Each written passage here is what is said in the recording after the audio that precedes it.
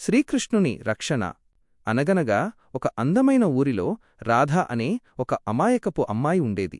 రాధకు చిన్నప్పటినుండి శ్రీకృష్ణుడు అంటే ప్రాణం, అమితమైన భక్తి.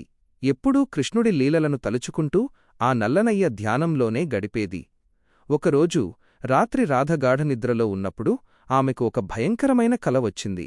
ఆ కలలో ఒక క్రూరమైన దయ్యం తనను వెంటాడుతూ తీవ్రంగా హింసిస్తున్నట్టు అనిపించింది. భయంతో ఒళ్ళు వణికిపోతున్న రాధ ఆ కలలోనే వేరే దారిలేక తను నమ్ముకున్న శ్రీకృష్ణుణ్ణి మనసారా తలుచుకుంది. కృష్ణా, నన్ను కాపాడు అని గట్టిగా ప్రార్థించింది. అంతే, మరుక్షణమే అక్కడ అద్భుతమైన కాంతితో శ్రీకృష్ణుడు ప్రత్యక్షమయ్యాడు.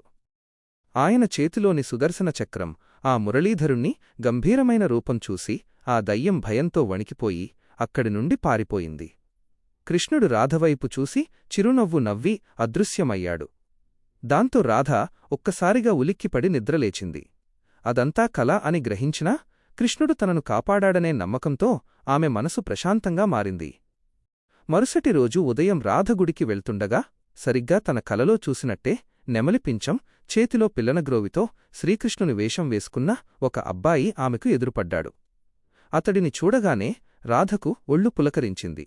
రాత్రి కలలో వచ్చి కాపాడిన ఆ పరమాత్ముడే ఇలా తన కళ్లముందు కదిలివచ్చాడని రాధ ఆనందబాష్పాలతో ఆ కృష్ణుడి రూపానికి నమస్కరించుకుంది.